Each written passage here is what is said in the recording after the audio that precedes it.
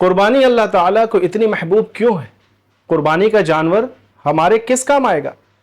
قربانی کے جانور کا خون زمین پر گرنے سے پہلے ہی اللہ تعالیٰ کے یہاں قربانی قبول ہو جاتی، بٹ باوجود اس کے کچھ لوگ ایسے ہوں گے جن کی قربانی اللہ تعالیٰ قبول نہیں کرے گا۔ آخر وہ لوگ کون ہوں گے؟ ناظرین السلام علیکم ورحمۃ اللہ وبرکاتہ۔ ہمارا حال یہ ہے کہ ہم دنیا میں تو ہر ایک چیز کو سوچ سمجھ کے کرتے ہیں کہ اس کا فائدہ کیا ہے، یہ کام ہم کیوں کر رہے ہیں اور اس کا آؤٹ پٹ یا آؤٹ کم کیا ہوگا، لیکن دین کے معاملے میں ہم اس کی فکر نہیں کرتے، بس دیکھتے ہیں کہ سب کر رہے ہیں تو ہمیں بھی کرنا چاہیے۔ اچھی بات ہے، لیکن ہر ایک عمل کو کرنے کے پیچھے ایک ریزن ہوتا ہے، اسے بھی ایک مومن کو ضرور جاننا چاہیے۔ یہ کچھ سوالات جو میں نے آپ کے سامنے کیے ہیں، قربانی کے تعلق سے ایک عظیم حدیث میں ان سوالات کے جوابات ملتے ہیں۔ تو آج کی اس ویڈیو میں ہم اسی حدیث کے پیغام کو سمجھنے کی کوشش کریں گے، تو اس چھوٹی سی ویڈیو میں میرے ساتھ بنے رہیں۔ اما عائشہ رضی اللہ تعالی عنہا ارشاد فرماتی ہیں کہ آپ صلی اللہ علیہ وسلم نے ایک موقع پر ارشاد فرمایا، ما عمل ابن آدم من عمل یوم النحر احب الى اللہ من احراق الدم وانه ليأتي يوم القيامة بقرونها واشعارها وازلافها وان الدم لا يقع من الله بمكان قبل ان يقع بالارض فطيبوا بها نفسا۔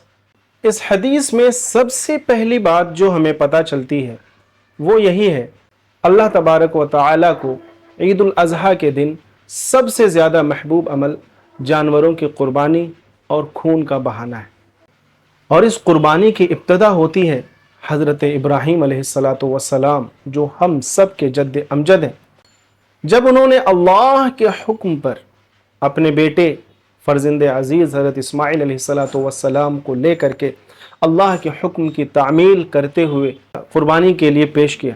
ذرا سوچئے، کیا اس سے بڑی کوئی قربانی ہو سکتی ہے کہ ایک باپ اپنے بیٹے کو اللہ کی بارگاہ میں ذبح کرے؟ اور اللہ تعالیٰ کو یہ عمل اتنا پسند آیا کہ اللہ تعالیٰ نے اس عمل کو امت محمدیہ میں صاحب نصاب کے لیے واجب قرار دیا۔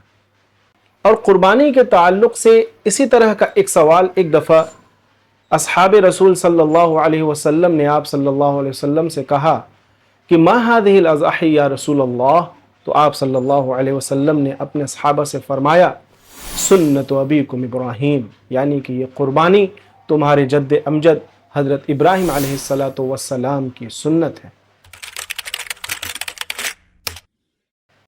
وَإِنَّهُ لَيَأْتِ يَوْمَ الْقِيَامَةِ بِقُرُونِهَا وَأَشْعَارِهَا وَأَزْلَافِهَا، یعنی قیامت کے دن وہ جانور اپنے سینگوں کے ساتھ، اپنے بالوں کے ساتھ، اپنے کھروں کے ساتھ آئے گا اور قربانی کرنے والے کے نام اعمال میں زیادتی کا سبب بنے گا۔ ذرا تصور کیجئے، حشر کا میدان ہے اور لوگ نیکیوں کے لیے محتاج ہیں، اور ایک ایک نیکی ایک ایک انسان کے لیے کتنی قیمتی ہے۔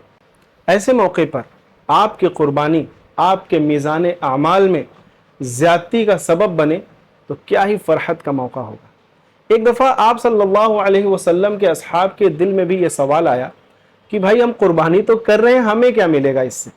انہوں نے آپ صلی اللہ علیہ وسلم سے سوال کر لیا کہ فما لنا فیہا یا رسول اللہ صلی اللہ علیہ وسلم۔ آپ صلی اللہ علیہ وسلم نے فرمایا، بکل شعرۃ حسنۃ، یعنی کہ ہر ایک بال کے بدلے جو قربانی کر رہے ہو، اس قربانی کے جانور کے ہر ایک بال کے بدلے تمہیں ایک نیکی عطا کی جائے گی۔ اب ظاہر سی بات ہے، نہ آپ قربانی کے جانور کے جو خصی یا بکرا ہے آپ اس کے بالوں کو تو کاؤنٹ نہیں کر سکتے، بہت زیادہ ہوتے ہیں، لہٰذا آپ کو جو نیکیاں ملیں گی اس کے بدلے وہ بھی بے شمار اور بے انتہا ہوں گی۔ لیکن اصحاب رسول صلی اللہ علیہ وسلم نے سوچا کہ بھائی وہ جانور جن کے بال نہیں اون ہوتے، دمبا، اونٹ، انہوں نے سوال کیا، فالصوف یا رسول اللہ، تو آپ صلی اللہ علیہ وسلم نے فرمایا، بکل شعرۃ من الصوف حسنۃ، یعنی کہ اون کے ہر ایک بال کے بدلے بھی ایک ایک نیکی مل کر رہے گی۔ کیا ہی خوشی کا موقع ہوگا جب اللہ تعالیٰ قیامت میں ہمیں اپنی قربانی کا اجر دے گا اور اپنی رضا دے گا۔ اب اس حدیث کا سب سے آخری پیغام وَإِنَّ الدَّمَ لَيَقَعُ مِنَ اللَّهِ بِمَكَانٍ قَبْلَ أَن يَقَعَ بِالْأَرْضِ فَطِيبُوا بِهَا نَفْسًا۔ جانور آپ کا زمین پر لیٹا ہوا ہے اور زمین پر اور اس کی دوری کتنی ہوتی ہے؟ بالکل سٹے ہوئے ہوتے ہیں۔ آپ قربانی کرتے ہیں اور اس کا خون فوراً زمین پر گر جاتا ہے، اس کو 1 سیکنڈ سے بھی کم وقت لگتا ہے۔ آپ کو جان کر حیرانی ہوگی کہ آپ کے قربانی کے جانور کا خون زمین پر گرنے سے پہلے اللہ تعالیٰ آپ کی قربانی کو قبول کر لیتا ہے۔ اللہ تعالیٰ کو یہ عمل کتنا محبوب ہے۔ لیکن یہاں پر ایک سوال پیدا ہوتا ہے، وہ یہ ہے کہ بھائی گوشت تو آپ کھا لیے، تقسیم کر دیے، خون زمین میں جذب ہو گیا، ہڈیاں مٹی میں مل گئیں، تو اللہ کے یہاں پہنچ کیا رہا ہے؟ تو اللہ تعالیٰ نے ایک موقع پر ارشاد فرمایا قرآن کریم میں کہ لَن يَنَالَ اللَّهُ لُحُومُهَا وَلَا دِمَاؤُهَا وَلَكِنْ يَنَالَهُ التَّقْوَى مِنْكُمْ۔ اللہ تبارک و تعالیٰ کو قربانی کے جانور کا گوشت اور اس کا خون نہیں پہنچتا، بلکہ تمہارے دلوں کا تقوی پہنچتا ہے، یعنی تمہاری نیت پہنچتا ہے۔ اور جس انسان کی نیت جتنی خالص ہوگی، اس انسان کی قربانی اللہ کے یہاں اتنی قیمتی اور اتنی ہی زیادہ مقبول ہوگی۔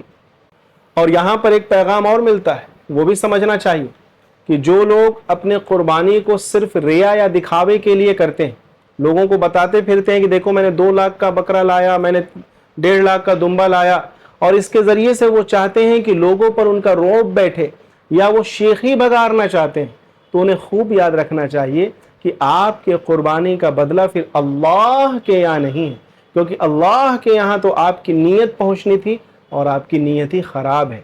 اللہ تعالیٰ سے ابھی قربانی قریب ہے، ہم دعا کریں کہ اللہ تعالیٰ ہمیں اس نیت کے ساتھ قربانی اور اس جذبے کے ساتھ قربانی کو کرنے کے توفیق عطا فرمائے، جس جذبے کو اللہ تعالیٰ قبول کرتا ہے، جو نیت اللہ تعالیٰ کے یہاں ہماری قربانی کو قیمتی بناتی ہے۔